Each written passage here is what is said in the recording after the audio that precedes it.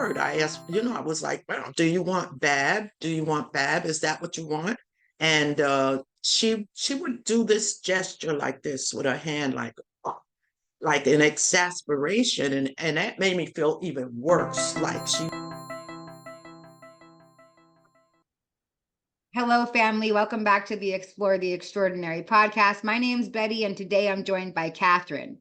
And Catherine is an author, a former teacher, a New Yorker. She's a grateful person in recovery, and she's on a spiritual journey. And Catherine and I are actually part of each other's lives in real life. And I'm super excited to have you on the podcast and to introduce you to our community at IANDS. So I'm going to toss it right over to you. Thanks for your willingness to serve. Well, thank you, Betty. Um, I am so excited. I really appreciate the opportunity. It's, I guess, part of my spiritual journey that we connected in this way and that I would find out about this podcast and have this opportunity because I recently wrote my memoirs, which I asked that you would read it as well, and that's what connected us. I'm was born in Brooklyn, grew up in Brooklyn. Um, as I uh, tell in my memoir, I grew up in a section of Brooklyn that's Williamsburg actually, and especially at that time was the Hasidic Jews, basically that particular section of Williamsburg, uh, they lived there, and that was their community. There was a small little area of about 4 blocks, 4 or 5 blocks that we blacks moved into all really at one time. This was in the 60s, and I guess I was about 7 or 8 years old. So that was a very interesting experience because it was a very different experience. Um, my parents as well were very religious. My dad was a minister. He in his research he finally took all the whole scriptures. Um, I need to stop and say that my memoirs, the title is A Pen, a Scripture, and a Song. And the reason for that is, well, I wrote it, a pen, and a scripture, because the Bible and all things related were so much a part of my growing up. And so was music in my household. I was saying that my dad took all of the scriptures, and he believed in the Old Testament and the New Testament combined, if that makes sense to anyone. But usually there's Old Testament believers who are mainly Jews and New Testament believers who are mainly Christians. And he was like both. He was like all of it. And so he, he really wanted to teach this, and he was a minister, and so it was a lot of prayer, a lot of church growing up, and there was a lot of music there. Both my parents were musicians. My mother was very interested in in gospel music. They had 9 children. 8 of us grew up, and all of us were given music. We were given piano lessons. We were encouraged we were mandated to join the school. At that time, the schools always had like music, uh, um, music education. You learned an instrument. Nearly everyone learned. We had to be in those programs. Music was very much a part. Singing. My mother spent a lot of time teaching us songs, teaching us lyrics. This was real important to us. She formed us into little groups, of little gospel groups, and my family grew up. To my older siblings, I'm number 6. grew up as musicians, and became, of course, they just didn't continue in the gospel venue. They branched out to just secular music. And so music was just so much a part. One of the things that is interesting to me, that having such a spiritual, religious and spiritual foundation and beginning, I really, it didn't settle with me. I didn't understand a lot of it. So I really wasn't a very religious person. Um, and when I was 15, uh, when I was about 12, my mother passed away. I mean, my mother got sick. And had to spend a lot of time taking care of her. Around this time, my older brothers, who were 8, 10 years older than me, they were coming of age, reaching adulthood, and they were going off on their own, um, and playing regular music. So I spent a lot of time taking care of my mother, my mom, and me and my dad. We had a shift. He worked nights, so when he came in the day in the morning, I went to school, and he took care of my mom, and then I came home and I took care of my mom, and he rested and he went to work. So we had this shift going. So that went on for about 3 years before my mother did finally pass away. And that was very, of course, profound for me. And I really, where I didn't have any belief in the higher power that my parents espoused, um, I still um, I that it was even emphasized when my mother passed away. It was like, oh, I can't get with this. I asked my dad, he's a minister. I was like, why would a higher power do this to our family? Why take my mom and I had a younger brother, the baby of family was 10 years old. As he grew up, he didn't even remember my mother. He didn't even remember his mother, but um anyway, I asked my dad, and he said, well, it's a higher power's will, and that made absolutely no sense to me. So I was like, pretty much bunk this higher power stuff. I don't know what you guys are talking about. I don't know what you keep talking about. There and I I went around that way. Like I wasn't maybe I was angry. I didn't feel like I was angry. I was just really kind of uh, blank. There was just a blank. And when my mother died that morning, right, she had a stroke that morning. And it wasn't important, but my dad went out. He got me, and just I guess he told me, get dressed, come downstairs. Um, And, my mother was sitting there. I think she was dressed because I didn't have to dress her. And my dad went out.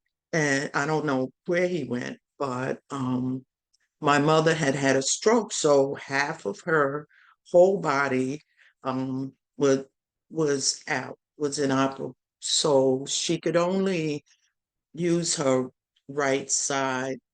Her speech was, you know, she wasn't able to speak.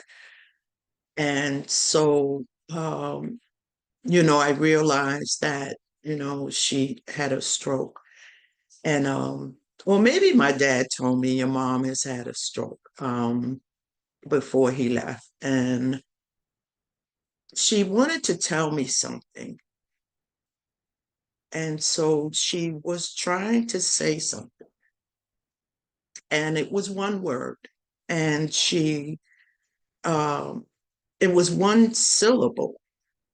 And she repeated it. I couldn't understand it because it was just a sound. It was not a word.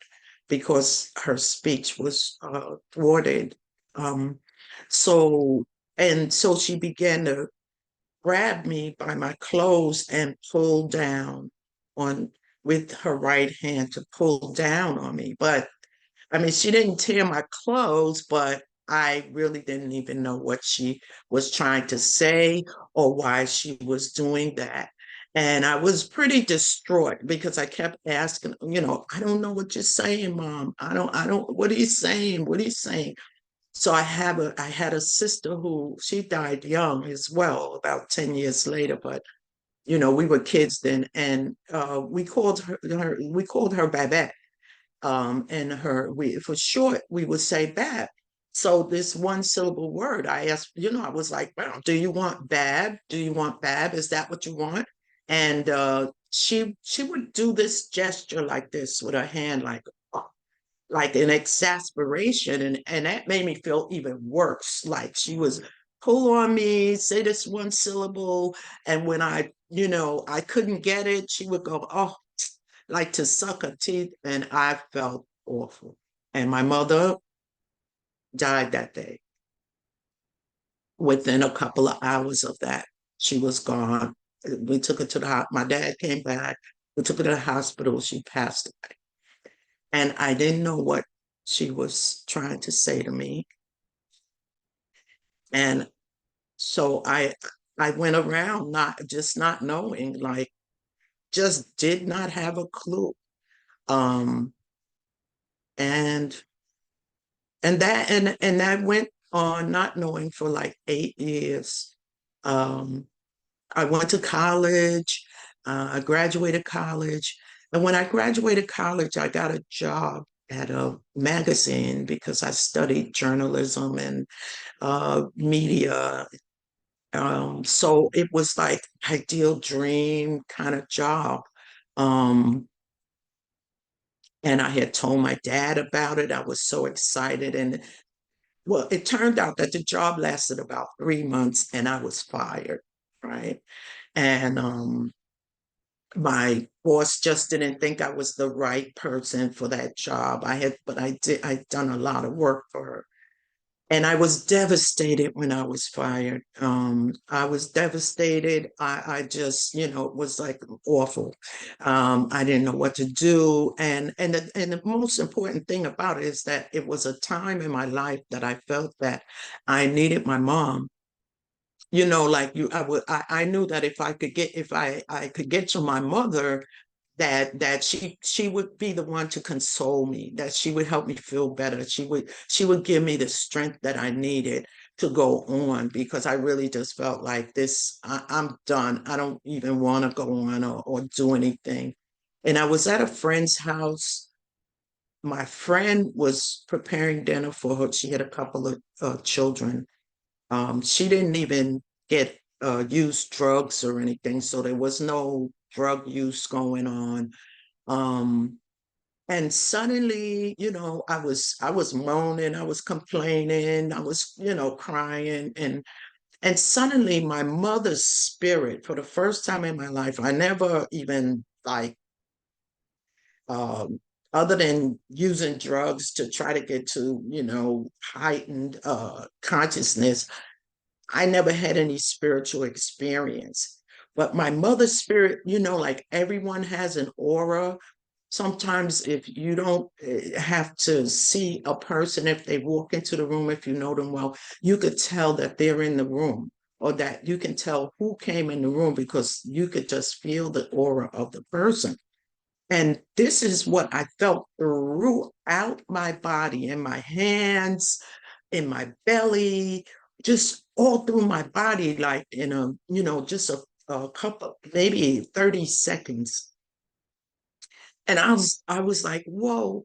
I told my friend, I said, oh, I feel my mother. And she just looked at me, and she knew I was serious. She was just like, oh, okay, I'm just gonna finish making dinner over here.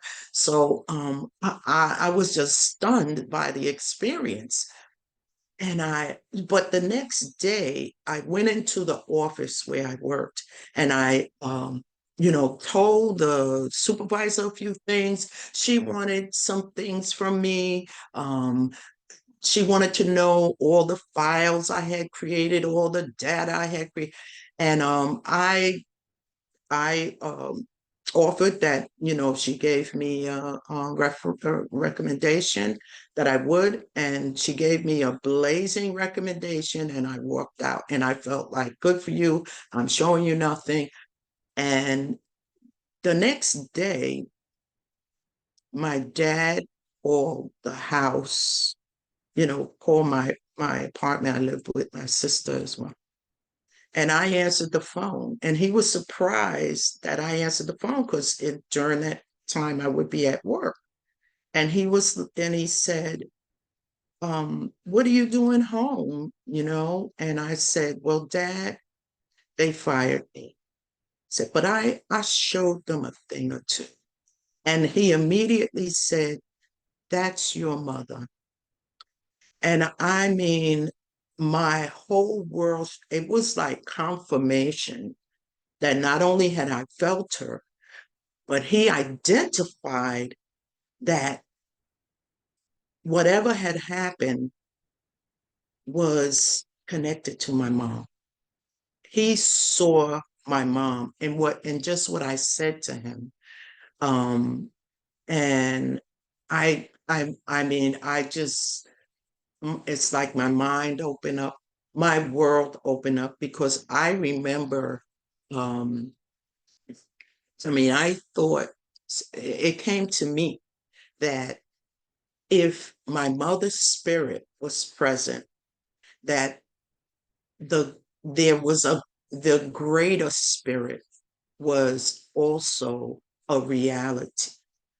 And that opened my mind. I even saw like I was facing the window. It was like springtime or something. It was a sunny day. I mean, the whole room brightened up.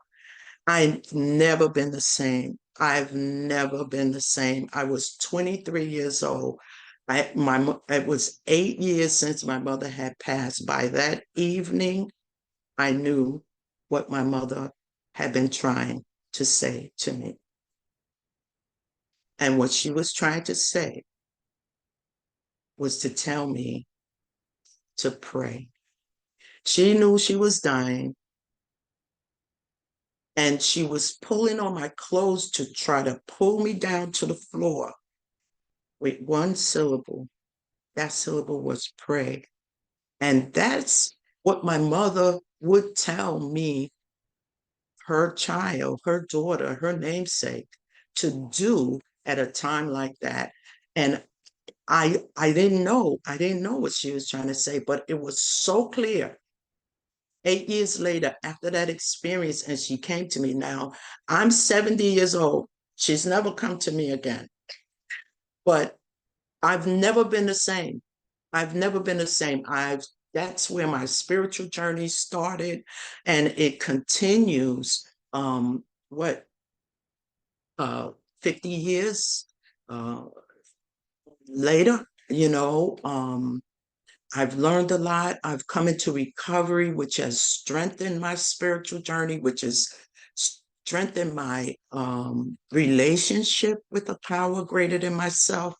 That I came to believe. I'm still not very religious, but I do go to church and I do believe.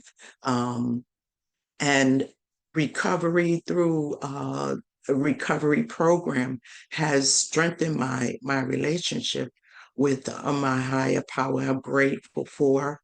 Um, and I am basically um, a writer. My my core is a writer, and um, been I've written a lot of things for other people, but I've been able to uh, publish my memoir. As I said, it's titled "A Pen, a Scripture, and a Song." Um, that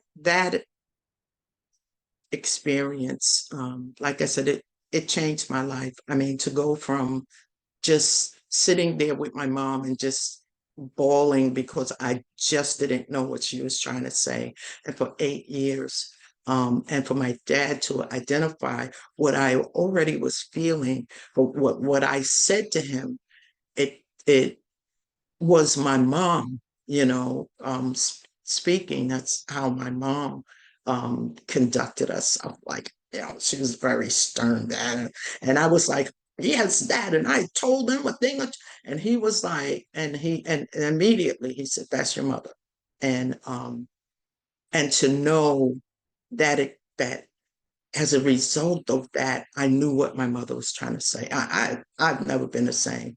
I've changed in that moment, from whoever I was to who I am today. And so I have a very strong belief in a power greater than myself. And I haven't had a lot of spiritual experiences. One, I do know coming into recovery, uh, I was very distraught as well, using drugs. It would nearly killed me. Um, Even though I was on a spiritual path, I started going to church, I still used drugs. And I didn't really connect it to, like, go to church, don't use drugs. Uh, you know, um, I can't really see you, Betty. Are you I'm here. I got some giving me a questions. time sign? I'm really enjoying listening to you. I Oh, think one thing that I'd like to ask you about, and thank you so much. yes, Thank you so, so much for sharing. The point of this podcast is to make extraordinary experiences ordinary experiences. The synchronicity that you're talking about, this feeling, this emotion, it's, something that you can't tangibly see. But we have this deep spiritual knowing that something else bigger is happening. And to have validation and confirmation on yes, that, that's what we're doing for each other right now. Like your father was yes. able to do that for you, but by you sharing this story, it's going to give somebody else courage to share theirs because they've had mystical experiences like that as well. So thank you so, so much for that. I'm wondering if you could talk a little bit about how you think spirituality and creativity are linked. Wow. That's a deep question. Yeah, I guess it is linked. Of course, we would say that it's linked, and we think that it's linked. We believe that it's linked. But because creativity and spirituality happens on a different level, um, is a connection. Um, you know, I believe in the creator. Let me say this. I believe in the creator as a spiritual being who created the physical world.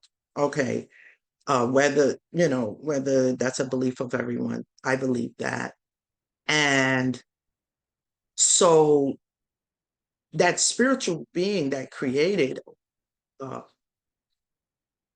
creativity comes from that spiritual being.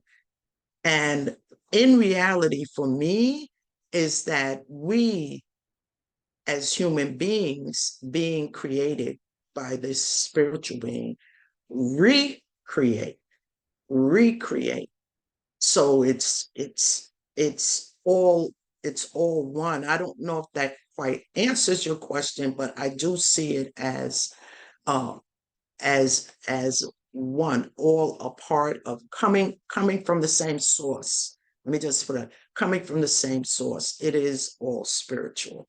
And there's a creator, and we in turn recreate. We recreate sounds that exist already, that were created already, and make music, create pictures of things that exist already. We write from the spoken word, which forced creation to begin with. Um, yeah, wow, that's a deep question. That's a Yeah, deep I know. question. I love your response. I think that that's right on. And I love I can kind of see the idea of recreating what the creator has already, it's kind of in my head, it's looking like those little Russian nesting dolls. Like, yes, creator created us and then we create this, but it's Yes, all, I love that. Yeah, I love that that's image. funny. Yeah, so I would like to just steer the conversation a little bit towards the spiritual journey of recovery, overcoming some sort of major adversity. I feel like there's a lot of people who listen to our podcast because they're looking for a little glimmer of hope. And I'm wondering what would be your message to somebody who's struggling with trauma or addiction or something like that? I have to tell you, Betty, I really feel blessed. I don't know whether it was because of my parents' profound, um, all inclusive spirituality that was a basis, but I was like the least spiritual person that you could as until that experience with me, and I had to, the journey meant, what is this all about, who is this being, what is this spiritual, what's happening there. So I really feel blessed. I'm saying to say, that my mother's spirit would so come to me in such a way, not even, that I saw in my mother, like you can see a spirit. It wasn't even, maybe that would have scared me, but for it to be internal, to feel her spirit was really, it wasn't scary. It was just, something that was got my attention. But for that to happen, and for it to be confirmed, and to, these are things that just happen. So I mean, I don't have I don't have a route for, I do know that through the 12-step program, that also, it was divine intervention, because I didn't know anybody who stopped using drugs. Everybody I knew used drug. Everybody I knew basically used drugs, or they never used drugs. But who I was fun went around, including all my brothers, my family. Um, and I didn't know anybody that stopped using drugs. That wasn't anywhere in my, and just like another knockdown experience, like at my bottom, where I thought that I wouldn't make it any further, where I was just ready to lay down in the street and just let the traffic run over me, or the rats eat me, or whatever. I just couldn't go on. There was someone in my life, um, who was in my life from a kid, who always showed love to me, who always and put her love around me, always let me know that I was okay and that I was good. Especially having lost my mother, she knew my mother, and she just kind of took me under her wing.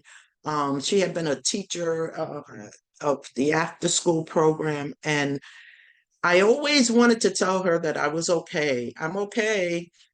I'm okay. I'm okay. I was always okay, but at my bottom, I was 36 years old, and I had to tell her, like, it wasn't easy, but it was nothing left. But in I just, needed to tell her that I was not okay, and I was really suffering. And this woman, who I'd known all my life, practically all my life, um, said to me over the phone, she started weeping, and I could hear her, weeping, and she said, "Get up." She said, "Where are you now?" I said, "Oh, I'm laying here. I'm at a friend's house." She said, "Get up, wash your face, and go to the nearest hospital." And when I hung up the phone, and let me tell you, no one else could tell me that. No one else could. I got up, washed my face, and went to the nearest hospital. And that was the beginning of my recovery. The hospital had nothing. This was 1990. They had nothing for the alcoholic or the drug. They had nothing in the hospital. But a psychiatrist and divine intervention, that I ended up in the rooms of 12-step program that saved my life, and that I call her my godmother, that my godmother would, my own mother couldn't have said, get up, wash your face, and go to, I would have said, yeah, ma, I'm gonna do that. I'm gonna do that. And it would have really went in one ear and out the other, like, I'm gonna do that. Yeah, okay, ma. But my God, I mean, the intensity and seriousness what when she said that to me, when I hung up the phone, that's what I did. I got up, I washed my face, I went to the nearest hospital. And it's that kind of thing, like and that I feel, just feel blessed, and I just would like, if you make it into recovery, whether it's in a jail, in a rehab, in a hospital, and you're sweating it out in your bed, and you know about the 12-step programs, which help me. um if you make it in, um listen, it's a spiritual program, and it's a spiritual journey, and it's a spiritual disease. um it's not something so much treated by medicines, and they try those, but there's an aspect of the disease of addiction that is spiritual. And the 12-step program also uh, deals with that spiritual side. And, give yourself an opportunity to open up spiritually. uh, Through the steps takes you gradually on a spiritual journey. And open yourself up to that. Uh, if you're blessed to get here, if you're blessed to get to one, many don't make it, right? Many addicts die in the streets and die, in their beds.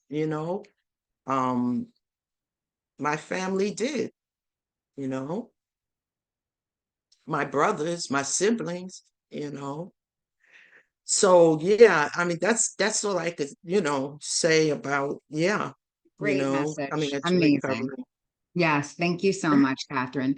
In fact, at IANDS, we have some people who have correlated the 12 steps into a spiritual integration program. So we actually have a 12-step fellowship for people who are looking to integrate their spiritual experiences. I'm going to drop a link in the liner notes of this episode in case anybody's interested in experiencing that as well. I think that there is something very spiritual about the 12 steps. I mean, Oh, just the absolutely. number 12 itself is a very spiritual number. 12 That's true too. hours on the clock, 12 astrological signs, 12 months in the year, 12 Well, tribes of Israel. disciples. You're right, 12 is exactly. It's a very spiritual number. So there is something that is very spiritual about this process.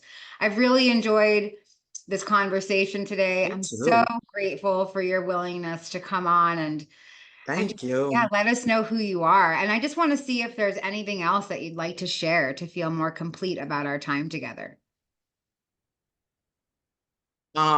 This has been very complete. I'm hoping that it might have intrigued the interest of some of the viewers, that to read my memoir. It's not a very long book. Betty read it, and it reads pretty quickly. Again, the title is A Pen, a Scripture, and a Song. It is for sale on Amazon. I can promote it, right? Of course, On please do. And Amazon. we'll have the link in the liner notes of the episode too, so that people can easily get to the book. And I Oh, did read it and I highly recommend. you have the link for the book? Yes. Great. Yeah. All right. All right. Thank Good you stuff. so much. Catherine, thank you Thank you so so much. I'm so much. grateful to have you in my life. Thank you for contributing to You this too. community. Yeah, so grateful for you. We'll see you guys next time. All right. Bye.